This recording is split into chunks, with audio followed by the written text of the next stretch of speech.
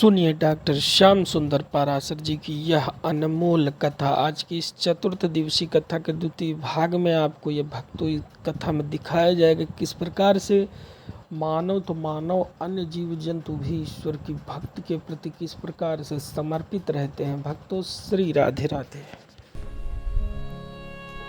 ये मेरे को भरोसा है, पर आज तो मैं ये देख रहा हूं सरकार कि जो कृपा आपने मुझ दैत्य वंश में उत्पन्न प्रहलाद पर करी है, ऐसी कृपा तो आज तक किसी देवता को भी नहीं मिली होगी।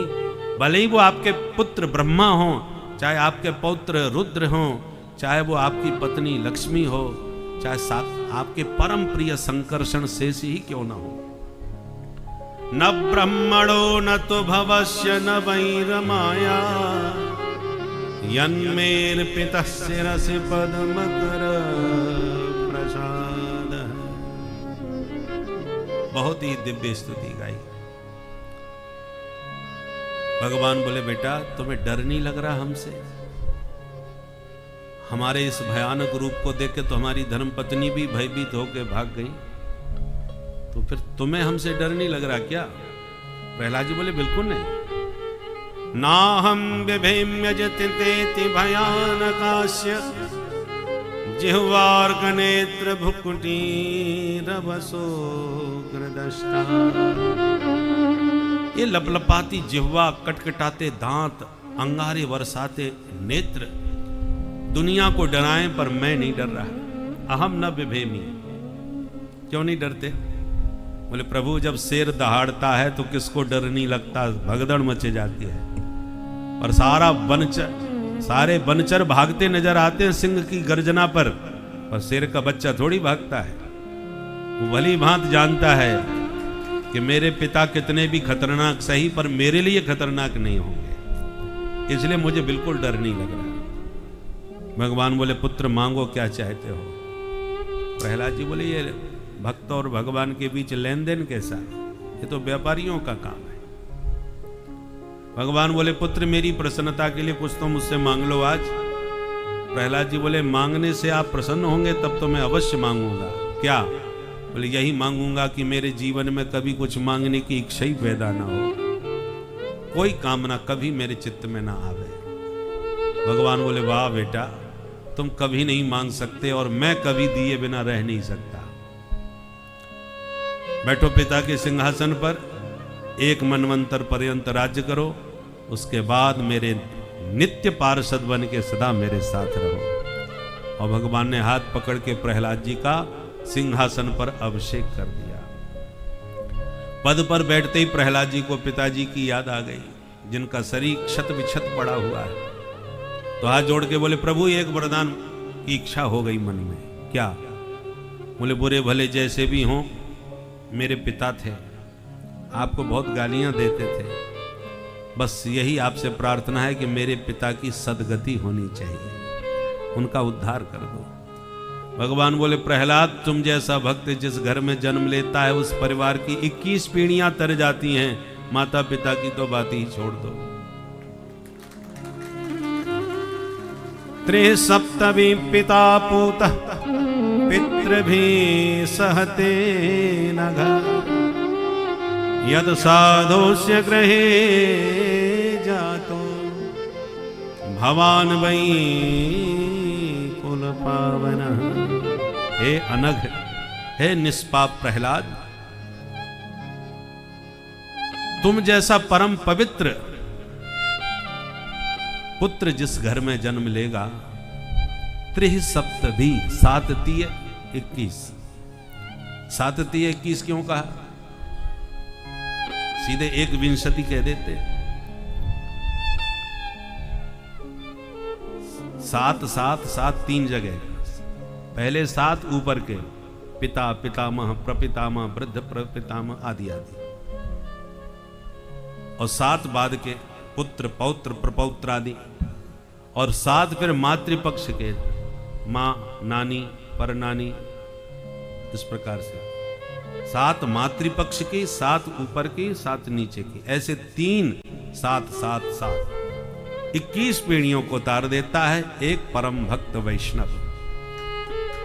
इसलिए बेटा तुम माता पिता की चिंता छोड़ो, अपने पिता का संस्कार करो। प्रहलाद जी चल दिए। ब्रह्मा जी तुरंत प्रकट होकर प्रणाम करके बोले, प्रभु आपने बड़ी कृपा करी, जो इस दुष्ट दैत्य को मार दिया। इसने मुझसे वरदान लिया, सबसे ज्यादा मेरे को ही परेशान किया। भगवान ने ब्रह्मा जी को डांट दिया, मैवम बरो सुराणाम ते प्रदेह पद्म संभव। ब्रह्मा जी सावधान, खबरदार, जो दोबारा किसी दुष्ट दैत्य को इतने वरदान दिए तो सर्पों को अमृत पिलाने का काम करते हो। अहीनाम अमृतम यथा। जिनकी प्रकृति में ही क्रूरता भरी हुई है, उन क्रूर व्यक्तियों को तुम शक्तिशाली और बना दो तो वो क्रूर व्यक्ति को पाई हुई शक्ति, वो शक्ति का दुरुपयोग ही करेगा। शक्ति ही परेशान परपीडनाय। दुष्टों के हाथ में आई हुई शक्ति हमेशा दूसरों को पीड़ा और कष्ट पहुंचाने के लिए ही होती है। सज्जनों के हाथ में आई हुई शक्ति रक्षणाय, दूसरों की रक्षा के लिए, दूसरों के हित के लिए होती है। इसलिए शक्ति की पात्रता देख करके देनी चाहिए। सनातन धर्म शक्तिशाली बना तो विश्व में शांति की स्थापना होगी, किसी को किसी प्रकार का कोई भय नहीं रहेगा। ये सनातन धर्म का स्वभाव ही है। हम किसी को मारने की कल्पना ही नहीं करते। अहिंसा हमारे स्वभाव में है, अहिंसा, किसी को न मारना। पर जिनकी प्रकृति में हिंसा, स्वभाव में हिंसा हो, उनको तुमने शक्ति संपन्न कर दिया तो कोई भी विश्व में शांति के साथ नहीं रह पाएगा। माना कल्पना करो कि जिनकी प्रकृति में हिंसा है, सारी धरती पर उन्हीं का ही साम्राज्य स्थापित हो जाए, दूसरा कोई धर्म ही ना रहे, कोई पंथ ही ना रहे, तो क्या शांति हो जाएगी? तब भी शांति नहीं हो सकती। वे ही सब चारों ओर रहते हैं तो वो आपस में लड़ना भिड़ना चालू कर देंगे, क्योंकि क्रूरता स्वभाव में वो जाएगी कहां? जरा देख लो, जहां वही, जिस देश में सबके सब वही हैं, पूरी तरह बहुमत में है, शक्ति संपन्न है, क्या वहां शांति है? आपस में लड़ना चालू कर देते हैं, एक दूसरे के संहारक हो जाते हैं। इसलिए शक्ति हमेशा उसको देनी चाहिए जिसको शक्ति देने से विश्व में शांति की स्थापना हो, न कि क्रांति और हिंसा। हिंसा का क्रूर तांडव नृत्य हम लोगों ने, हमारे पूर्वजों ने इस धरती पर देखा है। जब उनका साम्राज्य था धरती पर, इस देश में क्या क्रूरता का तांडव नृत्य किया। आज तो हम लोग हमास आदि के वो रूप में सुन रहे हैं। इजराइल और हमास में जो हो रहा है युद्ध, वो कैसे हुआ, वो क्रूरता उन्होंने क्या क्या करी, कितने खतरनाक आतंकवादी थे। ये तो हम आज सुन करके हम लोगों को आश्चर्य होता है, परंतु ये आज वहां हो रहा है। इस देश में तो बहुत साल पहले ऐसा हो चुका है और आगे भी ऐसी भूमिका बनाने का वो लोग प्रयास कर रहे हैं। इस देश में भी ऐसा होना चाहिए, परंतु इतने पर भी इतिहास से हमने यदि कुछ शिक्षा नहीं ली। आज जो वहां हो रहा है उससे देख करके भी सावधान नहीं हुए। अरे वहां तो अब हो रहा है, इस देश में इतिहास की बात छोड़ दीजिए, कश्मीर में क्या हुआ क्या पता नहीं है। जिनको पता नहीं था, बची कुची कसर फिल्म ने आकर के दिखा दी। क्या क्या हुआ था सबने देखा और सबने सत्य को स्वीकार किया इसी धरती पर। और ऐसा नहीं कि अब भी नहीं हो रहा, अब भी यही हो रहा है। कई ऐसे राज्य हैं जहां आज भी इसी स्थिति से सनातनी गुजर रहे हैं। बस ये है कि हमको पता नहीं है या उस खबर को ज्यादा प्रकाशित किया नहीं जाता। वहां की स्थिति बहुत गंभीर है। इसलिए व्यास गद्दी का ये दायित्व है कि जो सोते हुए सनातनी हैं उनको सावधान करना, जागृत करना कि भविष्य में देखो, मोहल्ले में किसी के घर में भी आग लगी हो तो सारे ग्रामवासियों को सावधान होकर के उस अग्नि को बुझाने का प्रयास करना चाहिए। यदि आपने ये सोच लिया उसके घर में आग लगी है तो हमें क्या लेना देना, यदि यही सोच के घर में बैठे रहे तो वो आग तुम्हारे घर तक आते देर नहीं लगेगी। वही आग एक दूसरे से फैलती हुई कुछ ही क्षणों में तुम्हारे घर को भी लपेट लेगी। इसलिए जहां जो हो रहा है उसको सुन करके केवल आंख बंद करके मत सोइए, जहां जो हो रहा है उसको देखकर सीखिए, सावधान होइए, सजग होइए, कहीं वो लगती हुई आग उड़ते उड़ते तुम्हारे आंगन तक ना आ जाए। इसलिए सदा सावधान रह करके, बुद्धिमानी इसी में है कि जहां आग लगी हो वहां बुझाने का प्रयास करो, शांति से सोने से, कि हमारे घर में, हम तो बहुत दूर हैं, हमारा क्या होगा, हमारे यहाँ तक आग आ ही नहीं सकती। और ऐसा सोच के यदि आपने उस जलती हुई आग को बुझाने का प्रयत्न नहीं किया तो आप भी बहुत दिनों तक सुरक्षित नहीं रह सकते। बोल सनातन धर्म की। तो भगवान ने इसलिए ब्रह्मा जी को डांटा कि जो स्वभाव से ही क्रूर था, उस दैत्य को तुमने इतने ढेर वरदान दे के और बड़ा भयंकर आतंकवादी बना दिया। जिनकी प्रकृति में क्रूरता भरी हुई है, ऐसे आतंकवादियों को परमाणु अस्त्र और दे दो तुम, तो वो सोचिए विश्व का क्या हाल होगा। ब्रह्मा जी को डांट दिया। मई बम बरो सुराणम ते प्रदेय पद्म संभव बरह क्रूर निसर्गाणाम अहीनाम अमृतम यथा। ब्रह्मा जी ने कान पकड़ के माफी मांगी। सुखदेव जी कहते हैं, राजन तुम ही बताओ कौन कहेगा भगवान पक्षपाती हैं। प्रहलाद जी दैत्य वंश में ही पैदा हुए थे और जितना प्यार भगवान ने प्रहलाद जी पर उड़ेला वो आज तक किसी देवता को नहीं मिल सका। बोलो भक्तवत्सल भगवान की जय।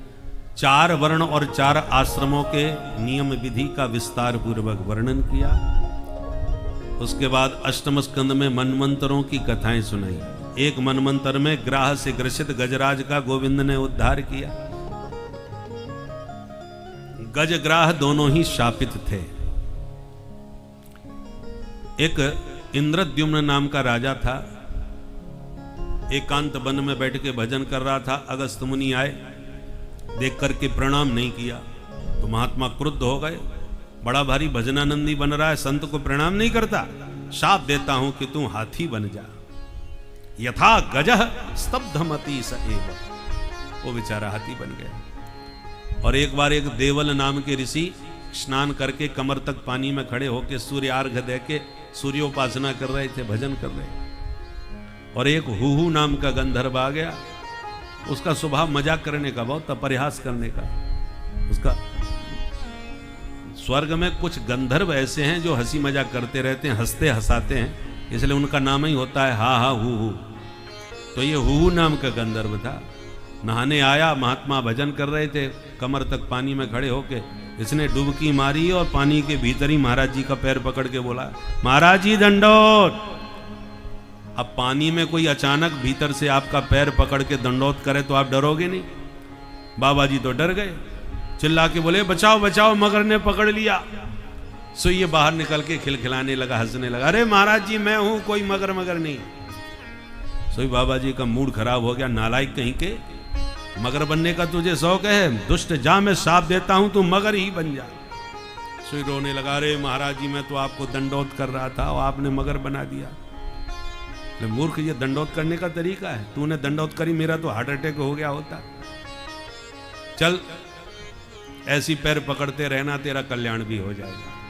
तो आदत पुरानी थी, मगर बन गया, काम वही किया। आज इसने हाथी का पैर पकड़ा तो इसका उद्धार भी हो गया। हाथी भी संस्कारी था पूर्व जन्म का, इसलिए इसने भी भगवान की स्तुति करी। गजेंद्र मोक्ष इसको कहते हैं। अष्टम स्कंद के 3 अध्याय में है, जो भी गजेंद्र मोक्ष का पाठ करेगा भगवान बड़े बड़े संकट से उसका तत्काल उद्धार करते हैं। निर्विशेष स्तुति की है इसने। अब यहां इस कथा से सीखना चाहिए क्या? इंद्रद्युम्न ने प्रणाम नहीं किया तो हाथी बना, और हुहू गंधर्व ने प्रणाम किया तो मगर बना। तो प्रणाम करें कि ना करें? दोनों में खतरा है। बोले नहीं, खतरा नहीं है, प्रणाम जरूर करना चाहिए, परंतु प्रणाम कैसे करना चाहिए ये हमें सीखने की जरूरत है। हुहू गंधर्व की तरह प्रणाम करोगे तो परिणाम भी वैसा ही होगा। प्रणाम करने का भी तरीका होता है भाई। कोई शांत चित्त प्रसन्न मुद्रा में बैठा हो, फिर जाके आप खूब प्रेम से पैर पकड़ो, प्रणाम करो, हृदय से आशीर्वाद देगा। हम महाराज जी पहुंच गए रेलवे स्टेशन पर ट्रेन पकड़ने। ऐन वक्त पर पता चला ट्रेन उस प्लेटफार्म पर खड़ी है और जाने वाली है, और महाराज जी दौड़े तुरंत पुल पार करके ट्रेन पकड़ने। ट्रेन ने सीटी मार दी, खिसकना चालू किया और आपने पैर पकड़ लिया। अरे महाराज जी, बहुत दिनों के बाद दर्शन मिले हैं, बढ़िया सा आशीर्वाद दो तभी छोड़ूंगा पैर। अब उस समय आशीर्वाद मिलेगा कि अभिशाप मिलेगा कि तेरे आशीर्वाद के चक्कर में मेरी तो ट्रेन छूटी जा रही है। जो दौड़ के पकड़ सकते थे तुमने पैर पकड़ लिए। कई बार तो ऐसा होता है कि आप सीधे चले जा रहे हैं और लोग पीछे से पैर पकड़ के प्रणाम करते हैं। महाराज जी गए, चारों कानी चित्त। अब ऐसे में आशीर्वाद मिलेगा। मंच पर, हमने तो अनुभव की बात बता रहा हूं, मंच पर खड़े हैं और माताएं कहें महाराज जी ने कि इत्माऊं आ जाओ, चरण छुआ लो। और महाराज जी ने नहीं सुन पाई तो धोती पकड़ के खींच लेती है, महाराज पैर तो छुआ लो। अब बताओ, ऐसे में आशीर्वाद मिलेगा क्या? इसलिए हमेशा देश काल परिस्थिति को देखकर प्रणाम करना चाहिए, नहीं तो गति हूहू गंधर्व जैसी हो जाएगी। और प्रणाम जरूर करना चाहिए, प्रणाम से आशीर्वाद मिलता है, पर मनस्थिति देख करके, परिस्थिति देख करके। एक सज्जन ने बहुत बढ़िया दोहा बनाया, बड़े ध्यान से अर्थ कीजिए। पाप करें प्रभु जी मिले और पाप करें सुख हो, पाप करें मुक्ति मिले, सो भैया पाप करो सबको। बोल बंसी वारे की। अर्थ समझ में आ गया? सुनने में बड़ा अटपटा लग रहा होगा, परंतु जैसा सुनने में लग रहा है वैसा अर्थ है नहीं। ध्यान से सुने अर्थ। पाप करें प्रभु जी मिले। पाप करने से कोई प्रभु मिलेंगे क्या? ऐसा अर्थ नहीं। पा माने पैर, कहते ना पा लागू महाराज, तो पा का अर्थ क्या हुआ? पैर। पाप करें प्रभु जी मिले। पैर पकड़ने से प्रभु मिलेंगे, पाप करने से नहीं। अब ऐसी संधि करते जाओ। पाप करें प्रभु जी मिले और पाप करें सुख होए, पाप करें मुक्ति मिले, सो भैया पकड़ो सबको। भक्त के पैर पकड़ो या भगवंत के पैर पकड़ो, जब तक पैर नहीं पकड़ोगे तब तक बिना महत पादर जो विषेकम, कल्याण होने वाला नहीं। तो इस प्रकार से गजग्राह दोनों का उद्धार भगवान ने किया। एक मनवंतर में भगवान ने समुद्र मंथन करा के दिव्य देवताओं को अमृत का पान कराया। इस सागर मंथन में भगवान के 3 अवतार हुए। देवता असुर दोनों ने मिलकर के एक दिन योजना बनाई कि हम सगे भाई होके भी आपस में लड़ते मरते रहते हैं, ये अच्छी बात नहीं। तो क्या करें? ले काम करते हैं, हम दोनों भैया मिल करके समुद्र मंथन करते हैं, उससे अमृत निकलेगा और उस अमृत को हम सब भैया मिल करके पी लेंगे तो सब अमर हो जाएंगे। और फिर चाहे जितने लाठी डंडे बजाएं, मरने वाला कोई नहीं। सबको ये बात पसंद आई, दैत्यों को भी पसंद आई, देवताओं को भी पसंद आई कि अमृत पी के सब अमर हो जाएंगे, तो लड़ाई झगड़ा कितना भी हो मरेगा तो कोई नहीं। सबको पसंद बात आ गई तो सबने मिलकर के महागठबंधन बना लिया महाराज। बोलो राधे राधे। देवता भी और असुर भी सब सम्मिलित हो गए महागठबंधन में, क्योंकि अमृत पीने को मिलेगा तो कुछ भी कर सकते हैं हमारे। मंदराचल पर्वत को रई का काम बनाया, वासुकीनाग को रस्सी बना लिया, पर्वत को उठा के समुद्र में पटका। जब डूबने लगा तो भगवान ने कच्छप बन करके पर्वत को पीठ पर उठा लिया। बोल कच्छप भगवान की जय। यह हुआ भगवान का कच्छप अवतार। अब मुंह की तरफ दैत्य और पूंछ की तरफ देवता लग गए, पर जब घर्षण हुआ मंथन का तो कालकूट जहर उत्पन्न हुआ, हाहाकार मचा, तो सबने महादेव को याद किया। देव देव महादेव भूतात्मन भूत भावन, त्राहिन शरणापन्ना, त्रैलोक्य दहनाद विषाद, त्रैलोक्य दहनात् विषात्। हे देवाधिदेव, इस भयंकर विष से हमारी रक्षा करो। भोले बाबा ने कहा लाओ, सबके बदले में हमें पिलाओ।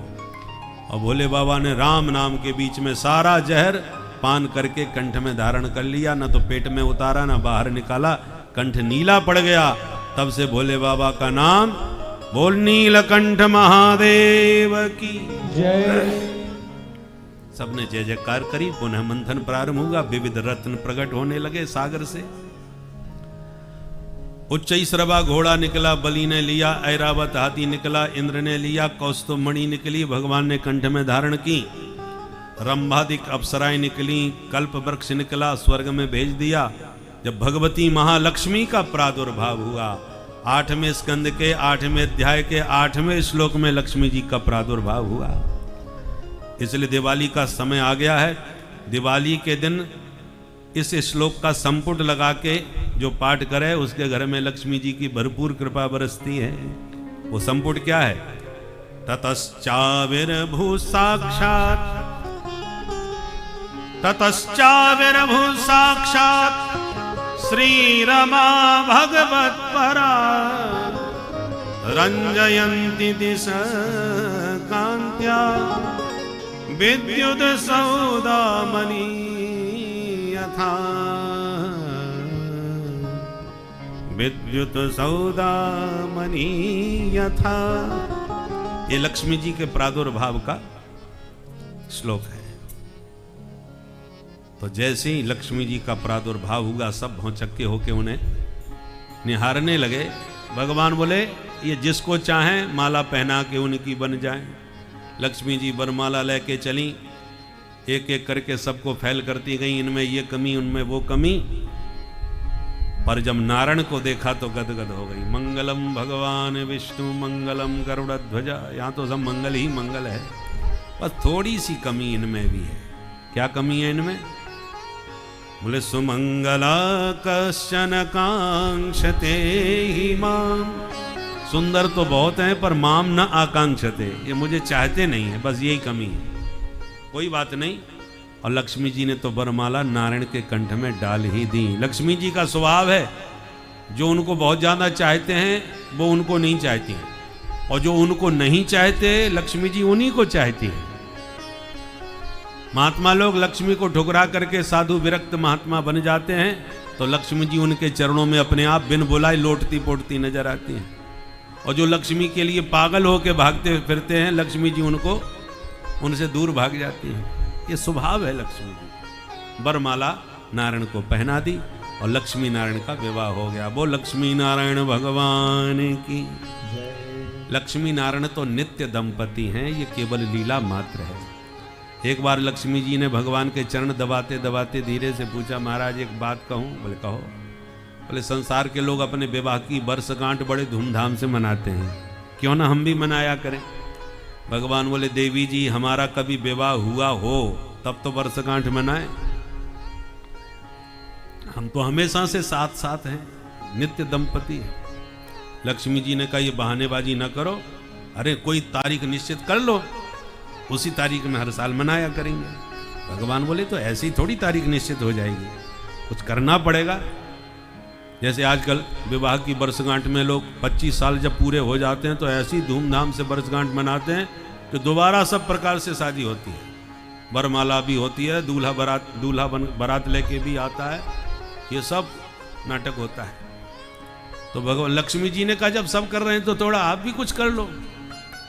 तो आज भगवान ने लक्ष्मी जी को इशारा कर दिया, मौका बहुत बढ़िया, समुद्र मंथन से एक रत्न निकल रहे हैं, तुम भी समुद्र को पिता बना करके पुत्री बन के प्रकट हो जाओ और सबके बीच में स्वयंवर करके हमसे शादी कर लो, तारीख पक्की हो जाएगी। तो कार्तिक का महीना चल रहा है, अमावस के दिन जो आने वाली है, अमावस के दिन लक्ष्मी जी ने प्रकट होके सबके बीच में वरमाला नारायण के कंठ में डाल दी। सो घर घर में पटाखे फूटने लगे, दीप महोत्सव मनने लगे, लक्ष्मी नारायण की पूजा होने लगी। वो लक्ष्मी नारायण भगवान की जय। तो इस प्रकार से लक्ष्मी नारायण की बन गई। पुनः मंथन हुआ तो वारुणी प्रकट हुई जो असुरों ने ली। पुनः मंथन हुआ तो भगवान धन्वंतरी अमृत कलश लेकर के प्रकट हो गए। अमृत को देखते ही दैत्य छीन करके अमृत कलश भाग गए। देवता रोते रह गए। भगवान तुरंत छैल छबीली छोरी बन के छम छम करते मोहिनी रूप में पहुंच गए। दैत्यों से मीठी मीठी बात करके सबको पागल बना दिए। और वो दैत्य सब इतने दीवाने हो गए कि कहा, देवी भगवान ने तुम्हें हमारे लिए ही भेजा है। हम लोगों में झगड़ा हो रहा है कि कौन पहले पिए। आप अपने कर कमलों से बांट दोगी तो हम लोगों का झगड़ा खत्म हो जाएगा। भगवान बोले, लाओ थोड़ा कम ज्यादा हो जाए तो झगड़ा मेरे से मत करना कोई। बोले, ठीक है देवी, जैसे मर्जी आवे बांटो। तब तो भगवान ने दैत्यों को, एक लाइन में दैत्य एक लाइन में देवता, तो देवताओं को पिलाते जा रहे हैं, दैत्यों को मुस्कुराते जा रहे हैं। दैत्य मुस्कान पर ही मुग्ध हुए जा रहे हैं, देवता उधर अमृत पिए जा रहे हैं। स्वरभानु नाम के दैत्य को शंका हो गई कुछ गड़बड़ है। तुरंत सूर्य चंद्रमा के तेज के बीच छुप के बैठ गया। और भगवान ने जब इसको अमृत परोसा तो सूर्य चंद्र ने इशारा कर दिया, महाराज नकली देवता है ये। तुरंत भगवान ने मुड़ के देखा और झट से उसका सिर धड़ से अलग कर दिया, पर पट्ट से तब तक पी गया। अमृत पीने के कारण मरा नहीं, 2 हिस्सों में बदल गया, जो राहु और केतु के नाम से जाना गया। और भगवान तुरंत अंतर्धान हो गए। बोल मोहिनी भगवान की जय। अब तो महाराज जब असलियत सामने आई, ये तो देवताओं ने हमारे साथ छल किया, तो तत्र देवासुरो नामा रणः परम दारुणः, बड़ा भयंकर देवासुर महासंग्राम छिड़ गया, जिसमें सारे दैत्य मारे गए और देवता सब विजयी बने और स्वर्ग पर उनका अधिकार हो गया। मरे हुए दैत्यों को शुक्राचार्य जी ने मृत संजीवनी विद्या से जिंदा कर लिया। दैत्यों ने कहा, गुरुजी इन देवताओं ने हमारे साथ छल किया, इनसे बदला लेंगे, क्या करें बताओ। शुक्राचार्य जी बोले, एक बात हमारी मान लो, हम तुम्हें हारने पर भी आज भी सिंहासन पर बैठाने का दावा करते हैं। क्या बात माननी पड़ेगी? बोले, ब्राह्मणों को अपने वश में कर लो, ब्राह्मणों का आशीर्वाद ले लो। यदि ब्राह्मणों को प्रसन्न कर लिया तो निश्चित रूप से गारंटी तुम्हारी ही कुर्सी होगी, स्वर्ग का सिंहासन तुम्हारे ही हाथ में होगा। अब ब्राह्मणों को खुश करने में कितनी देर लगे महाराज। बढ़िया खीर मालपुआ रबड़ी तस्मी चकाचक घुटवाए दो और बढ़िया मोटा सा लिफाफा पकड़ा दो, फिर देखो आशीर्वाद। श्रीर वर्चस्वमायुष्यमारोग्यमा विधात, गर्जना के साथ आशीर्वाद बरसता है। ब्राह्मणों को खुश कर लिया दैत्यों ने सेवा कर करके। ब्राह्मण प्रसन्न हो गए, अमोघ रथ दिया और कहा, इस रथ में तुम्हारी कभी पराजय नहीं होगी, ये ब्राह्मणों का आशीर्वाद है। तुरंत बलि उस रथ में बैठे और सीधा हमला स्वर्ग पर किया। देवगुरु बृहस्पति जी पहचान गए दिव्य दृष्टि से और देवताओं से कहा कि तुम्हारा भागने में ही आज कल्याण है, लड़ोगे तो बुरी तरह मरोगे। जब गुरुजी कह रहे हैं तो सारे देवता मैदान छोड़ के भाग गए और स्वर्ग पर कब्जा फिर दैत्यों ने कर लिया। अब दैत्यों का कब्जा जब हो गया तो शुक्राचार्य जी बोले बलि से, बलि कब्जा तो कर लिया पर बहुमत सिद्ध करना पड़ेगा, तभी कुर्सी पर तुम परमानेंट बैठ पाओगे। क्या करना पड़ेगा? बोले 100 यज्ञ करने के बाद ही आप शतक क्रतु के पद पर बैठ सकते हो। ठीक है गुरुजी, तो आप ही यज्ञ करवाओ। उनके आचार्य तुम्हें यज्ञ प्रारंभ हो गए। इधर देवताओं की माता रोने लगी, मेरे बच्चे भटक रहे हैं, क्या करूं? कश्यप जी ने कहा, एक व्रत करो। कौन सा? फाल्गुन श्यामले पक्षे द्वादशाहम पयोव्रतः। फाल्गुन शुक्ल में पयोव्रत किया जाता है, 12 दिन तक केवल दूध पी के रहकर। मां अदिति ने वो पयोव्रत किया। उस व्रत से भगवान प्रसन्न होकर दर्शन दिए और कहा, मां मैं स्वयं तुम्हारा पुत्र बनके तुम्हारा मनोरथ पूर्ण करूंगा। मां अदिति के गर्भ में प्रभु पधारे और भादों के शुक्ल पक्ष की द्वादशी तिथि में भगवान अदिति के पुत्र बटुक बामन बन के प्रकट हो गए। बोलो बामन भगवान की जय। हरि ने बामन रूप बनाया, बामन रूप बनाया, बामन रूप बनाया। सभी गाइए, बामन रूप बनायो हरि ने आज, बामन रूप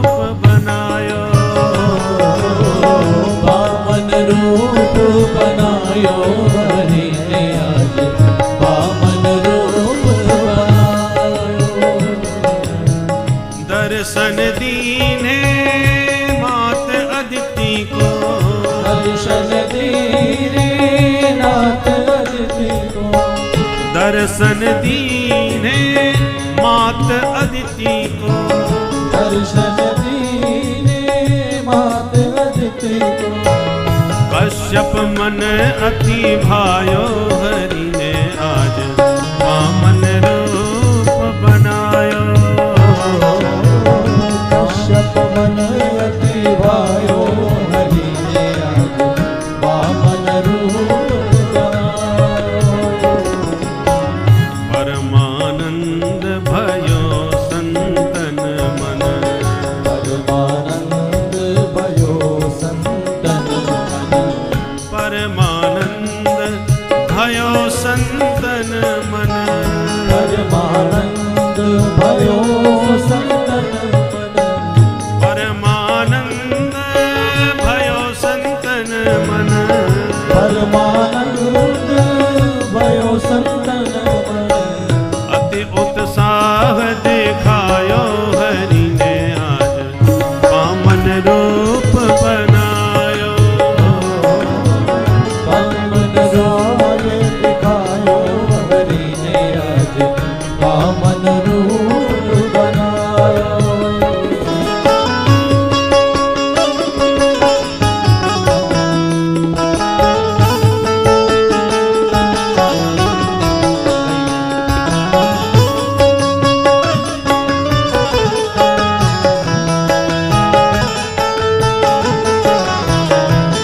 बोलो वामन भगवान की जय हो।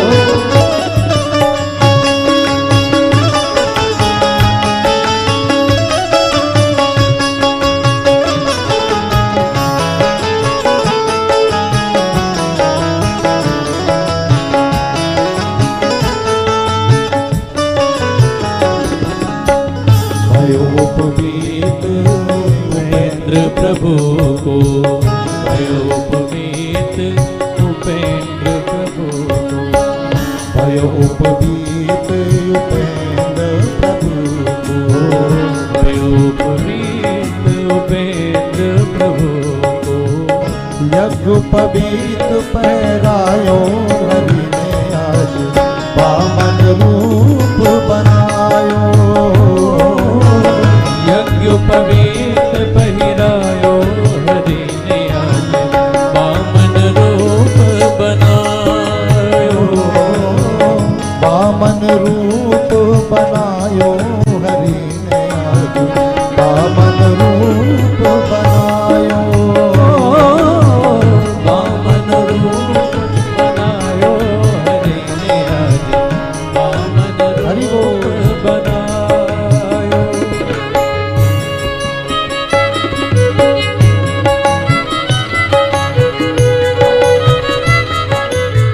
सब गाइए, बोलो वामन भगवान की जय हो।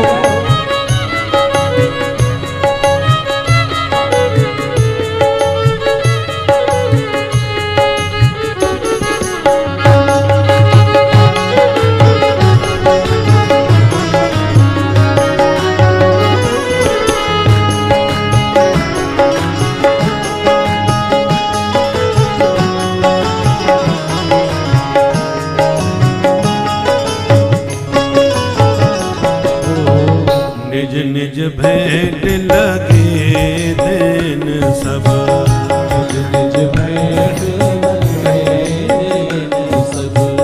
निज निज भेंट लगे देन सब। निज निज भेंट लगे देन सब। देवन मन हर्षायो, देवन मन हर्षायो। वामन विप्र ब्रह्मचारी को, वामन विप्र ब्रह्मचारी को। देख सबन सुख पायो हरि ने आज वामन रूप बनायो। देख सबन सुख पायो हरि ने आज वामन रूप बनायो। मात अदिति को दिव्य भयो व्रत, मात अदिति को देव पयो व्रत। मात अदिति को दिव्य भयो साधित होए मनोरथ। पूर्ण परम फल पायो, पूर्ण परम फल पायो। श्यामदास बामन छवि ऊपर, श्यामदास बामन छवि ऊपर।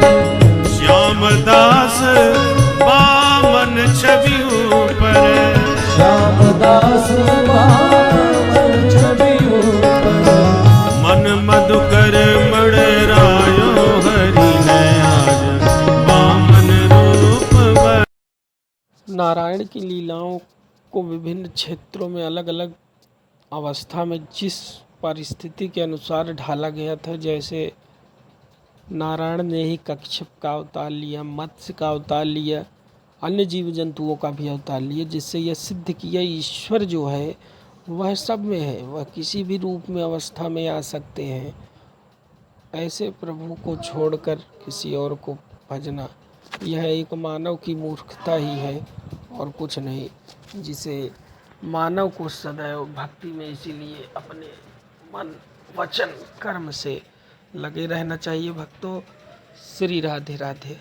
बामन रूप बना, बामन रूप बना, बामन रूप बना। बोल बामन भगवान की जय।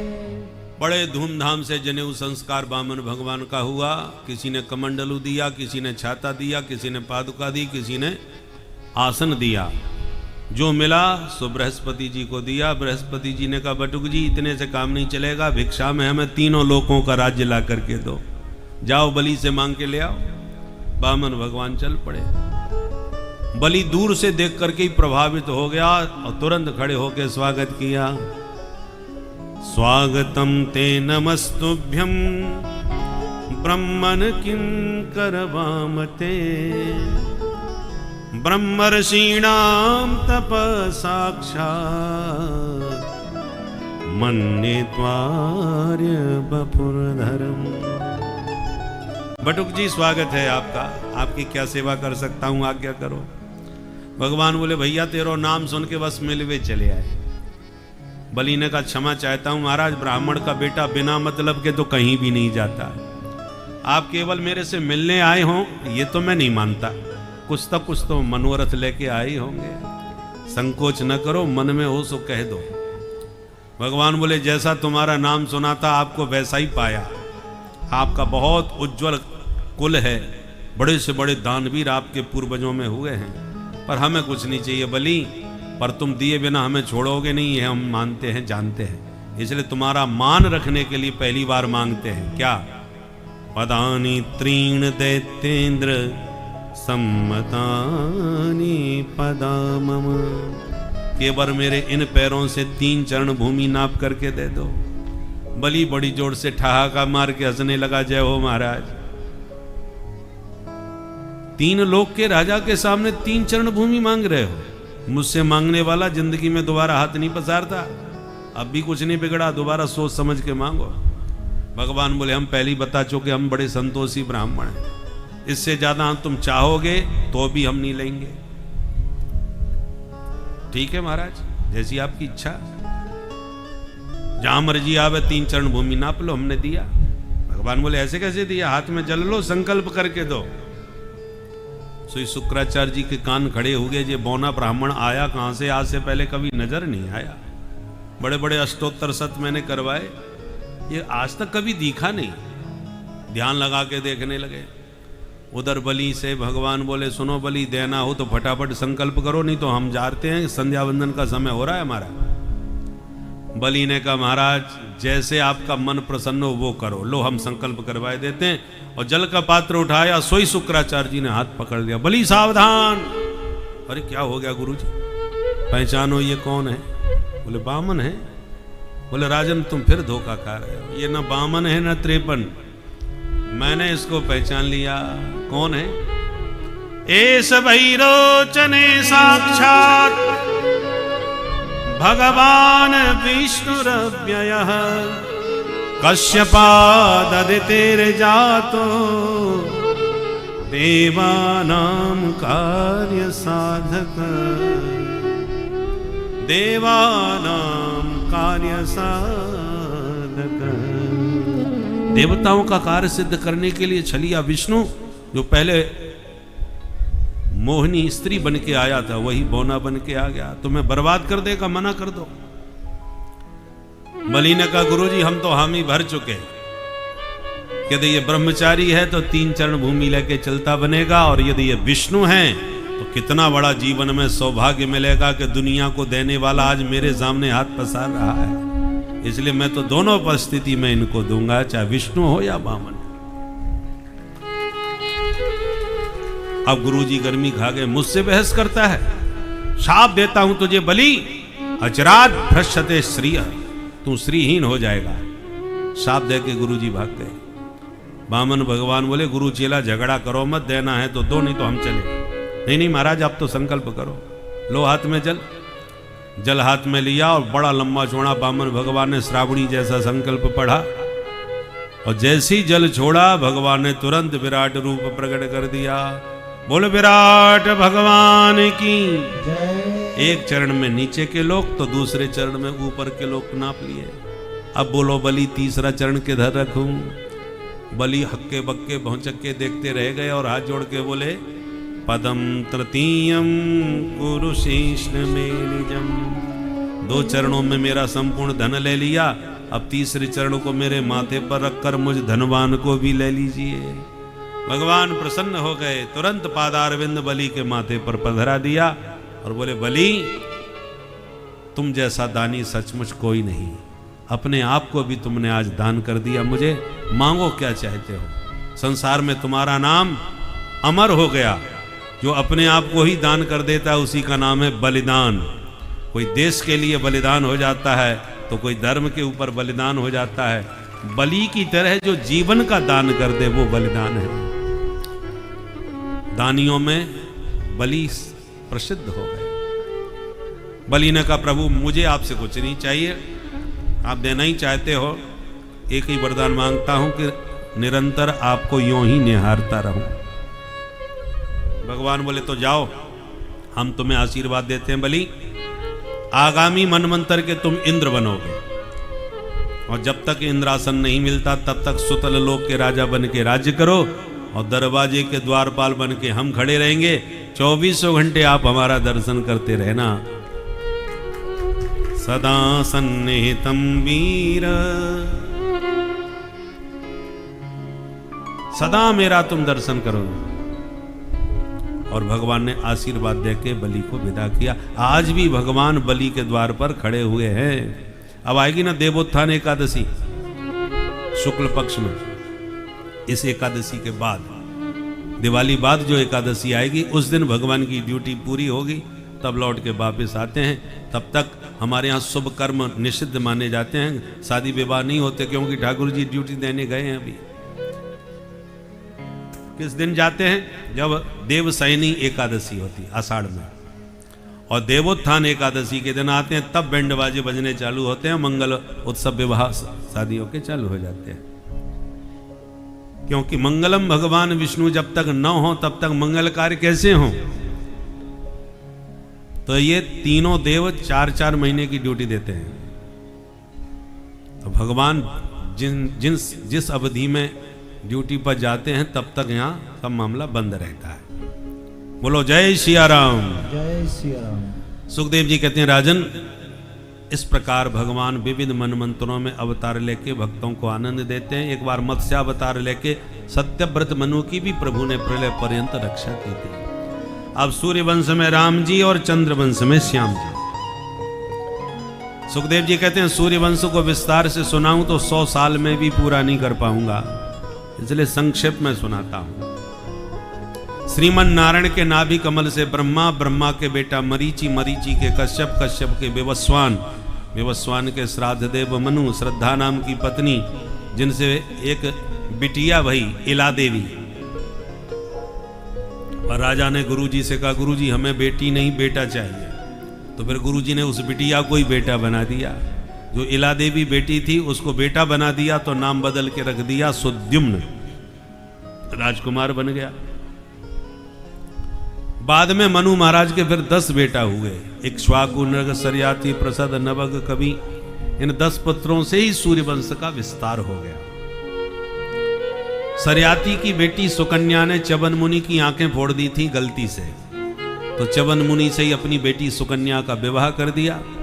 बाद में च्यवन मुनि ने अश्विनी कुमार जो देवताओं के वैद्य हैं उनको बुला करके भगवान जाने कौन सा च्यवन प्राश खाया कि बुढ़े से जवान हो गए, बढ़िया सी आंखें भी हो गई। इन्हीं सरियाती जी के वंश में राजा रेवत हुए, जिनकी पौत्री रेवती जी का विवाह कन्हैया के भैया बलराम जी से संपन्न हुआ था। मनु महाराज के फिर दूसरे बेटा नभग थे, उनके बेटा नाभाग, नाभाग के बेटा अम्बरीश। राजा अम्बरीश अनन्य भक्त थे, सम्राट होकर के भी 24 घंटे सेवा में ठाकुर जी के लगे रहते थे। भगवान ने सुदर्शन सुरक्षा में समर्पित कर दिया। एक दिन एकादशी का व्रत करने के बाद द्वादशी में व्रत खोलना चाहते थे, भोजन की तैयारी थी, उसी समय दुर्वासा मुनि आ गए। आओ महाराज प्रसाद पालो। बाबा बोले जरूर पाएंगे, पर पहले संध्या वंदन करके आते हैं फिर पाते हैं, और चले गए। अब उस दिन द्वादशी का अक्षय था, कुछ घड़ी के बाद त्रयोदशी लग रही थी, तो अब क्या करें।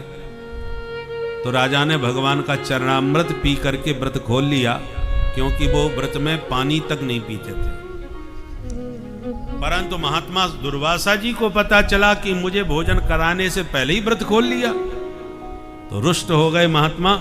जटा उखाड़ के पटक दी तो कृत्या पैदा हुई, राजा को खाने चली। राजा तुरंत भगवान का सुदर्शन प्रकट होकर गया, कृत्या को भस्म कर दिया और दुर्वासा जी के पीछे पड़ गया। ब्रह्मा विष्णु महेश सबकी शरण में गए, दुर्वासा जी को सुदर्शन से किसी ने नहीं बचाया। भगवान ने भी दोनों हाथ खड़े कर दिए और कह दिया, अहम भक्त पराधीनो यस्वतंत्र इव द्विज। दुर्वासा जी मैं भी भक्तों के अधीनस्थ हूं, उनके विरुद्ध कुछ नहीं कर सकता। तुम अपना कल्याण चाहो तो मेरे भक्ति की शरण में जाओ। तब दुर्वासा जी साल भर भटकने के बाद लौट के अम्बरीश के चरणों में गिरे। अम्बरीश ने उठा के हृदय से लगा लिए, महाराज उल्टी गंगा मत बहाओ, दासू हूं आपका। दुर्वासा जी बोले और बातें फुर्सत में करेंगे, पहले सुदर्शन को शांत कर, 1 साल से मेरे पीछे पड़ा है। जब भगवान के प्रेम की सौगंध दिलाई अम्बरीश ने, तब सुदर्शन चक्र जाके शांत हो गए। दुर्वासा जी कान पकड़ के बोले, अहो अनंत दासानां महत्वम दृष्ट मध्य में। हे प्रभु आपके दासों का महत्व आज मैं जान गया। ऐसे थे अम्बरीश महाराज। इन्हीं के वंश में हुए युवनासु। युवनासु के भी कोई संतान नहीं। सूर्यवंश में संतान की समस्या लगभग सभी को रही। युवनासु के संतान नहीं हुआ तो ब्राह्मणों ने पुत्रेष्टि यज्ञ किया। यज्ञ में जो घड़े में पानी भरते थे मंत्र पढ़ के, और रात के 12 बजे अचानक जब यज्ञ लगभग संपन्न होने वाला था और रात में प्यास लगी, तो राजा ने घड़े का पानी पी लिया। सवेरा होने पर ब्राह्मणों ने कहा घड़ा खाली क्यों पड़ा। राजा ने कहा महाराज प्यास लगी सो रात में मैंने पी लिया। अब जितने ब्राह्मण यज्ञ के थे सिर पकड़ के बैठ गए, अरे क्या हो गया महाराज। ब्राह्मणों ने कहा सब गड़बड़ हो गया। क्या हुआ। बोले मंत्र पड़े पानी को जो रानी को पीना चाहिए था वो राजा साहब आप पी गए।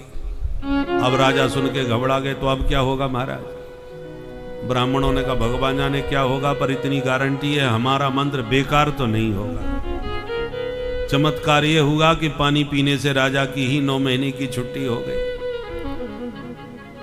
अब समस्या खड़ी हुई बच्चे का जन्म कैसे हो। तो शल्य चिकित्सा के द्वारा वायु कुक्षी का भेदन करके बच्चे का जन्म कराया और जच्चा बच्चा दोनों को बचाया। अब राजा के बेटा तो हो गया, पर समस्या दूसरी आ गई कि बच्चा जन्म लेने के बाद माँ का दुग्ध पान करता है, और राजा का बेटा, अब उसका पालन पोषण कैसे हो। तो इंद्र ने प्रकट होकर के बच्चे के मुंह में उंगली देते हुए कहा माम धाता वत्स मारोदी, बेटा मत रोना मैं तेरी रक्षा करूंगा। इसलिए बच्चे का नाम हो गया मानधाता। और ये मानधाता बड़ा प्रतापी पुत्र हुआ। इसकी 50 बेटियां हुई थीं जो सौभरी मुनि को बिहाई। इसी वंश में महाराज त्रिशंकु हुए, हरिश्चंद्र हुए, रोहित हुए, बाहुक हुए। बाहुक के बेटा राजा सगर हुए। बाहु की 2 रानियां थी। शत्रुओं ने सब हर लिया, तो बेचारे जैसे तैसे अपने को सुरक्षित बचा रहे थे। अब दोनों रानियों में से एक हो गई गर्भवती, तो दूसरी को सोतिया डाह हो गया। उसने उसको मारने के लिए जहर खिला दिया। संस्कृत में जहर को कहते हैं गर।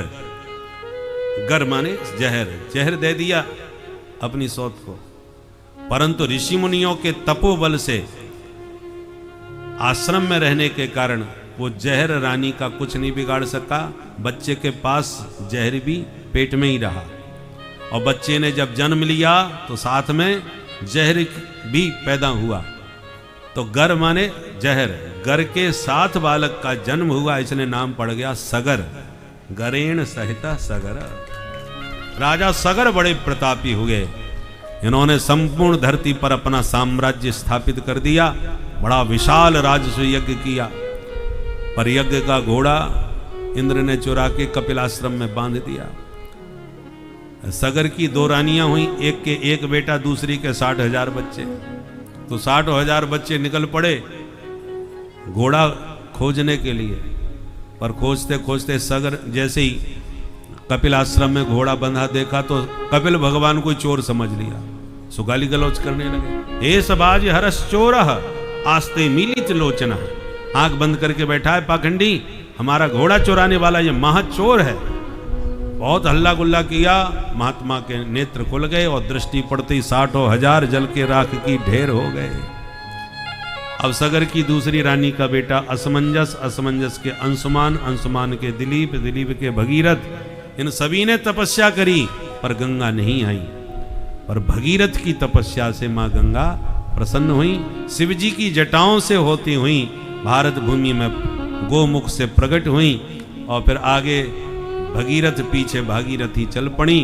जहां सगर पुत्रों की राख पड़ी थी, उस राख का ज्यों ही गंगा जी ने स्पर्श किया, यज्जल स्पर्श मात्रेण ब्रह्मदंड हता अपि सगरात्मजा दिवं जगमु केवलम देह भस्म भी। केवल शरीर की राख का स्पर्श करके गंगा जी ने समस्त सगर पुत्रों का उद्धार कर दिया। बोल गंगा मैया की जय। तब से अस्थि विसर्जन गंगा जी में होने लगा।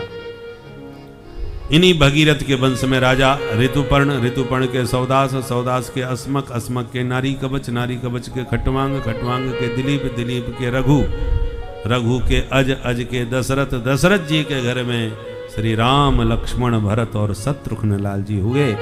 बोल अयोध्या धाम की जय, चारों भैयाओं की जय।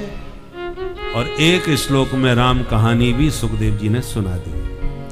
गुरुवर थे त्यक्त राज्यो व्यचर धनु बनम पद्म पदभ्याम प्रियाया पाणि स्पर्शा क्षमाभ्याम मृजत पत रुजो यो हरीन्द्रानुजाभ्याम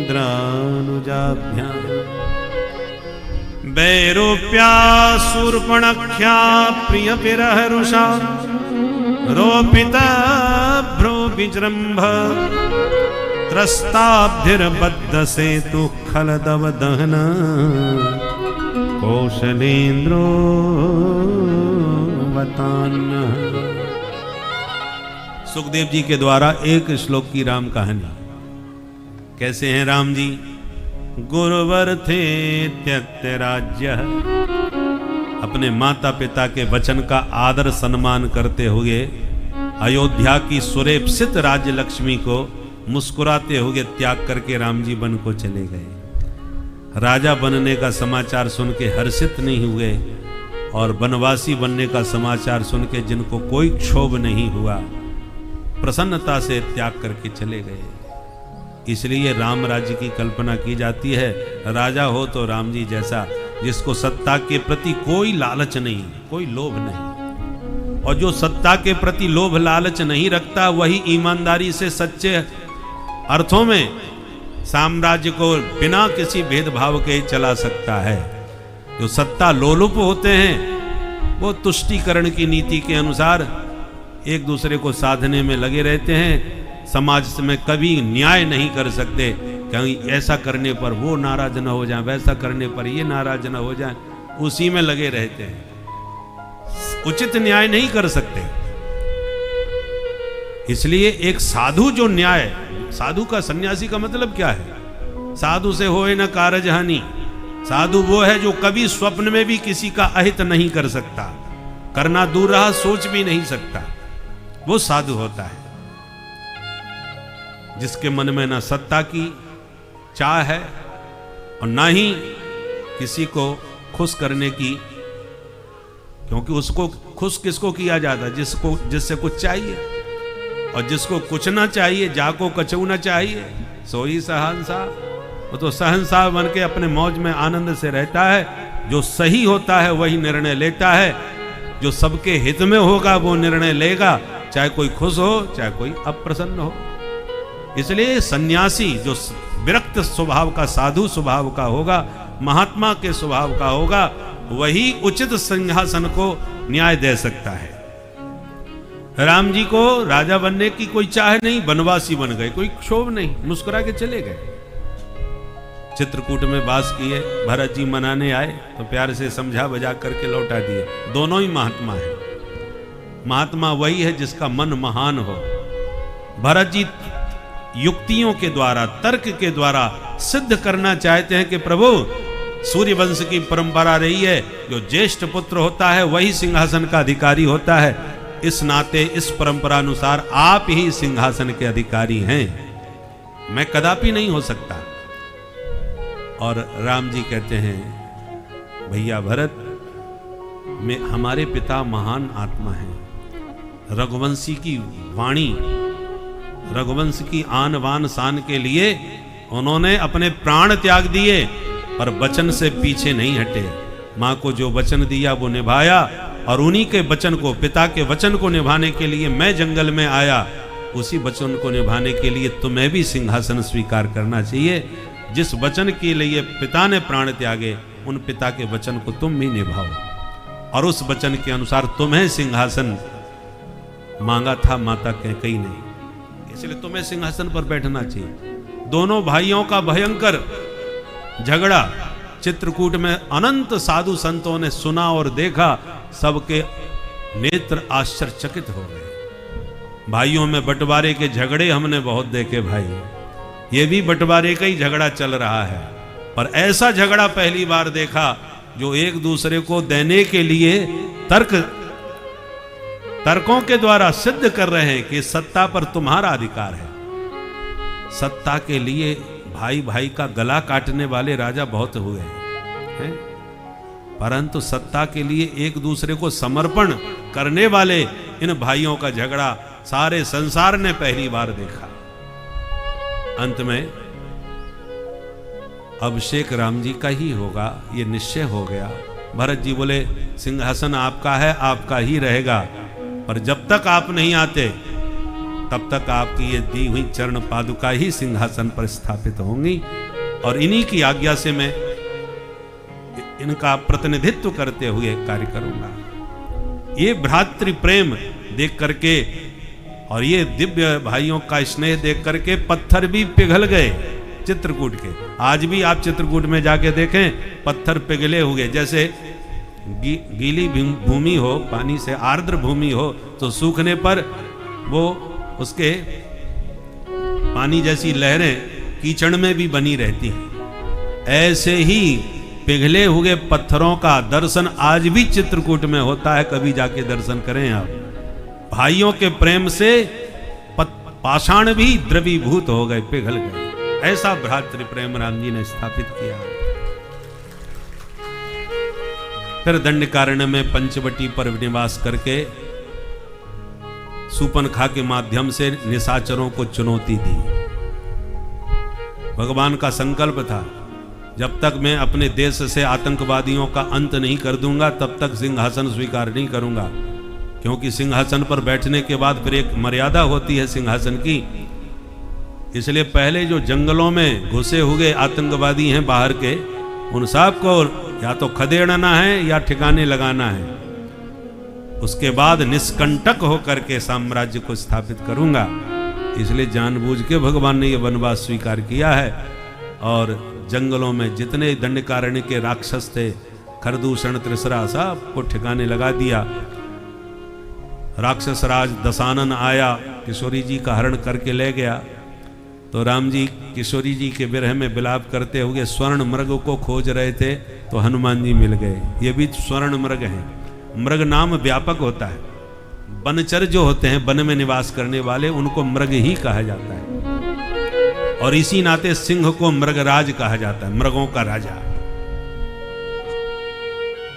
तो भगवान ने मन में सोचा, जानकी जी ने सोने का मृग मांगा था, आज मुझे सोने का शाखा मृग मिल गया। बानरों को शाखा मृग कहा जाता है। शाखा मृग के बड़ मनुसाई, शाखा ते शाखा पर जाई।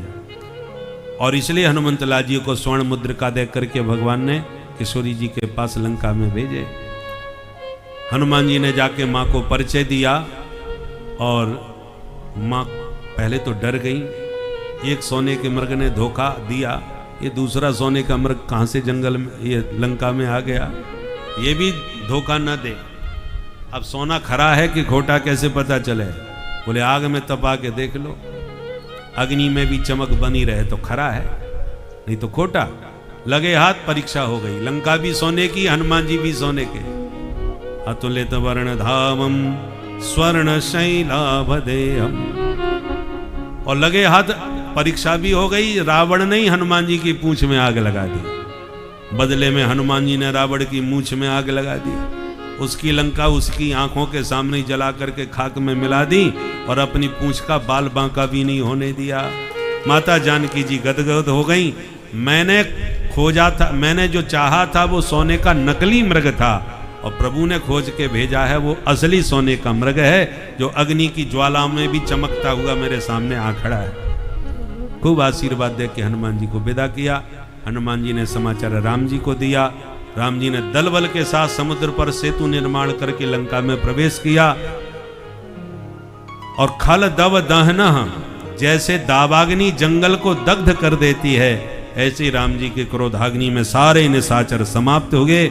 और अंत में अपनी शरण में आए विभीषण को लंका समर्पित किए। और जानकी जी को प्राप्त करके पुष्पक विमान में आरूढ़ होके राम जी 14 वर्ष के बाद पुनः अयोध्या के अवधेश बने। ऐसे राम जी के पाद पद्मों में बारंबार प्रणाम।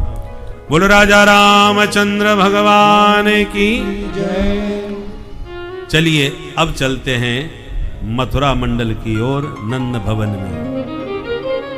अथातः श्रूयताम राजन वंशः सोमस्य पावनः। परम पवित्र चंद्र वंश सुनिए। श्रीमन नारायण के नाभि कमल से ब्रह्मा, ब्रह्मा के बेटा अत्रि, अत्रि के बेटा चंद्रमा, चंद्रमा के बेटा बुध, बुध के बेटा पुरुरवा, जिनका दूसरा नाम ऐल, जिनके बेटा हुए 6, आयु, श्रुतायु, सत्यायु, रय, जय और विजय। इसी वंश में राजा हुए नहुस। नहुस के भी बेटा 6, यति, ययाति, संयाति, आयति, व्यति और कृति। उसमें जो ययाति थे उनके 2 विवाह हो गए, देवयानी और शर्मिष्ठा से। बेटा हुए 5, यदु, तुर्वसु, द्रुह्यु, अनु और पुरु। सबसे छोटे बेटा पुरु ने अपने पिता ययाति को अपना यौवन दे दिया और पिता का बुढ़ापा ले लिया। पिता ने प्रसन्न होकर के पुत्र को सम्राट बना दिया। पुरु वंश में राजा हुए दुष्यंत, जिन्होंने शकुंतला से विवाह करके परम प्रतापी भरत को जन्म दिया। इसी भरत वंश में परीक्षित तुम्हारा जन्म हुआ। इसलिए सारे पांडव और परीक्षित ये सब भारत के नाम से जाने जाते हैं। भारत का प्रत्येक नागरिक अपने आप में पूर्ण भारत है। भगवान इसलिए अर्जुन को भारत संबोधन करते हैं। यदा यदा ही धर्मस्य ग्लानिर्भवति भारत। ये भारत संबोधन है अर्जुन के लिए। और श्रीनाथ भगवान का दर्शन किया हो आपने? श्रीनाथ जी ऐसे माया हाथ ऊपर किए और दाहिना हाथ कमर पर रख करके खड़े रहते हैं। हम लोग ऐसे यदि खड़े हो जाएं तो भारत का नक्शा बन के तैयार। पूरा देख लो महाराज। नीचे से चलो, ये चरण क्या है? दक्षिण भारत। दक्षिण भारत कन्याकुमारी, दायां बायां पैर तमिलनाडु और केरल, ये सब दक्षिण के प्रदेश हैं। और ऊपर चलो पेट पर नाभि तक, ये मध्य प्रदेश बीचों बीच। इधर चलो पश्चिम की ओर और पूरब की ओर। पश्चिम की ओर कौन? गुजरात, राजस्थान, ये सब इधर है। और पूरब की ओर मेघालय, कलकत्ता, बंगाल, ये सब पूरब की ओर। और ऊपर चलो तो महाराज ये जो मुखमंडल है ये दिल्ली प्रदेश है, राजधानी है, पूरे देश की राजधानी है। पूरे देश का संचालन यहीं से होता है।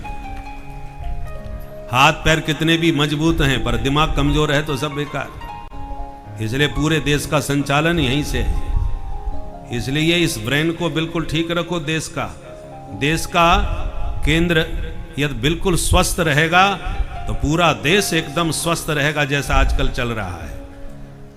और यदि देश का माथा खराब हो गया, मस्तिष्क ही यदि पप्पू बन गया, तो परिणाम क्या होगा उस देश का? सत्यानाश ही होगा। इसलिए मस्तिष्क को स्वस्थ रहना बहुत जरूरी है। इसमें दिवालियापन नहीं आना चाहिए। और कोई प्रदेश में गड़बड़ी हो जाए तो हाथ रह जाए कोई बात नहीं, पैर रह जाए कोई बात नहीं, जिंदा रह करके आप शरीर को चला सकते हो।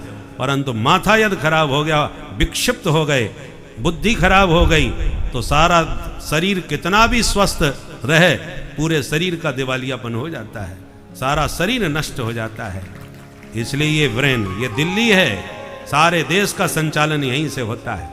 और इसके ऊपर ये कश्मीर, जम्मू कश्मीर आदि है। इस सिर में हमारे देश के सिर में भी, कश्मीर में बहुत जुएं भर गए थे।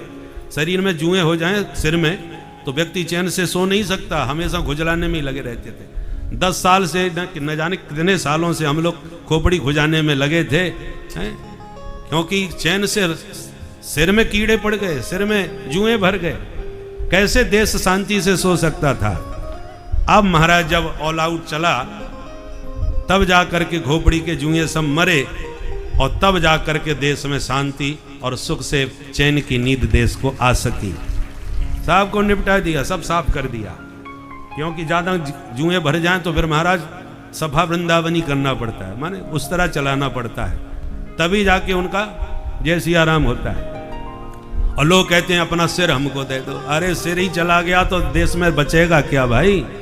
अब तो शरीर भी स्वस्थ है क्योंकि मस्तिष्क प्रसन्न है। इसलिए कश्मीर हमारा मस्तिष्क है। इस मस्तिष्क का माथा कभी झुकने नहीं देना चाहिए। इसलिए देश का माथा न झुके, ऐसे नेतृत्व के हाथ में देश की बागडोर होनी चाहिए जो माथा झुकने न दे। ये शरीर की, अच्छा शरीर का, हमारे देश का जो संविधान है वो शरीर का भी है। ये हमारे ये जो प्राण हैं ये प्राइम मिनिस्टर है, प्रधानमंत्री है। जो आत्मा है वो राष्ट्रपति है। ये जो अंतःकरण चतुष्टय हैं ये केंद्रीय मंत्री हैं, मन बुद्धि चित्त अहंकार। और ये कर्मेंद्रियां, और जो कर्मेंद्रियां और ज्ञानेंद्रियां हैं ये सब विधायक और सांसद हैं। इस प्रकार से अब देखिए, कोई विधायक इस्तीफा दे दे, सांसद इस्तीफा दे दे, केंद्रीय मंत्री त्यागपत्र दे, कोई फर्क नहीं पड़ता। उस विभाग को किसी दूसरे को दे दिया जाएगा, संभाल लिया जाएगा। पर कोई भी गलत निर्णय यदि केंद्र में होता है तो राष्ट्रपति को पावर है। वो मन से बड़ा शक्तिशाली शरीर में कोई इंद्रिय नहीं है, क्योंकि यह एक ऐसी इंद्रिय है जो समस्त इंद्रियों को अपने वशीभूत करके रखती है। सारी इंद्रियां इसी के इशारे पर चलती हैं। यदि आप पूर्ण विश्वास के साथ ईश्वरीय सत्ता में घुलते हुए आप इस मन पर अपना वश कर लेते हैं, तभी आपका पूर्ण उद्धार होना संभव है। अन्यथा मन आपको अन्यत्र प्रपंचों में फंसाकर इसी तरह उलझाए रहेगा, जिससे आप प्रभु की भक्ति रूपी श्रद्धा को प्राप्त नहीं कर पाएंगे। भक्तों, कुल विधि विधान पूर्वक आप लोग भक्तों पारिवारिक सांसारिक कार्यों को करते हुए, लेकिन किंतु मन को अपने प्रभु की भक्ति में लगाते रहें। भक्तों, यही इस कलयुग की प्रमुख सिद्धि है भक्तों, जिसे आप लोग प्राप्त करें और प्रभु में तन्मयता के साथ भक्ति को आगे बढ़ाते रहें भक्तों। श्री राधे राधे। मन पर पहले विचार करने को कहते हैं, सोच लो ये गलत कर रहे हैं आप, और जब आप बार बार गलत करोगे तो आत्मा की आवाज तुम्हें फिर सुनाई नहीं पड़ेगी, आत्मा साक्षी बन के देखता रहेगा। और मनमानी, मन रूपी, ये प्राण रूपी प्राइम मिनिस्टर अपनी मनमानी जब करने लगता है तो आत्मा फिर कुछ नहीं बोलती। और एक प्रधानमंत्री के निर्णय लेने से देश में बहुत बड़े अनुकूलता प्रतिकूलता दोनों ही निर्णय के ऊपर निर्भर होती है। और देखो, नेत्र न रहें जिंदगी चल जाएगी, कान फूट जाएं जिंदगी चल जाएगी, ये सब मन बुद्धि बिगड़ जाए तो भी आपकी जिंदगी तो चल जाएगी। विक्षिप्त पागल व्यक्ति भी तो जिंदा रह ही लेता है। पर प्राण रूपी प्राइम मिनिस्टर ने यह त्याग पत्र दे दिया तो पूरी सरकार धराशायी हो जाएगी, क्योंकि प्रधानमंत्री ने त्याग पत्र दिया तो सरकार गिर गई, अब नहीं चलेगी सरकार। और कोई मंत्री देता त्याग पत्र तो चलती सरकार। ऐसे ही प्रधानमंत्री कौन है? प्राण हैं। शरीर में से प्राण ही निकल गए तो सारी सरकार धराशायी, सारा शरीर रूपी देश बर्बाद हो जाता है। इसलिए जो भारत में है, भारत के संविधान में है, वही हमारे शरीर रूपी देह में है, और वही शरीर के अंतःकरण चतुष्टय मन आत्मा के संविधान में भी वही स्थिति बनी हुई है। इसलिए भारत का प्रत्येक नागरिक अपने आप में परिपूर्ण भारत है। बोल भारत माता की जय। सुखदेव जी कहते हैं, राजन इसी वंश में, पुरु वंश में तुम्हारा जन्म हुआ। अब पुरु के बड़े भाई यदु थे, उससे यदुवंश चला, जिस यदुवंश में गोविंद का प्रादुर्भाव हुआ, अवतार हुआ। यदुवंश में महाराज अजमीढ़ हुए, देवमीढ़ हुए, सूरसेन हुए, आनक दुंदुभी हुए। आनक दुंदुभी का ही आगे चल के नाम पड़ा वसुदेव, जिनका विवाह देवकी से हुआ। देवकी से 8 बेटा और 1 बेटी हुई। उसमें 8वें पुत्र भगवान कृष्ण थे, और जो बेटी वही वो परीक्षित तुम्हारी दादी माँ, जिनका नाम है सुभद्रा। सुभद्रा का विवाह अर्जुन से हुआ, अर्जुन के बेटा अभिमन्यु, अभिमन्यु के बेटा परीक्षित। इसलिए सुखदेव जी परीक्षित से कहते हैं, तुम्हारी दादी माँ पैदा हुई थी कन्हैया की छोटी बहन बनके सुभद्रा के रूप में। और एक श्लोक में जब कृष्ण कथा भी पूरी सुना दी तब परीक्षित घबरा गए और तुरंत प्रश्न कर दिया, कथितो वंश विस्तारो भवता सोम सूर्ययो राज्ञां चौभय वंश्यानां चरितं परमाद्भुतम्। परीक्षित ने कहा, महाराज आपने चंद्र सूर्य वंश का खूब विस्तार से वर्णन किया, अब शब्दों पर ध्यान दें। भवता सोम सूर्ययो, जबकि कहना चाहिए भवता सूर्य सोमयो। हमेशा जब सूर्य चंद्रमा का नाम लिया जाता है तो सूर्य का नाम पहले लिया जाता है, चंद्रमा का बाद में। चंद्र सूर्य न कह के सूर्य चंद्र कहते हैं। सूर्या चंद्रमसौ धाता यथा पूर्वम अकल्पयत्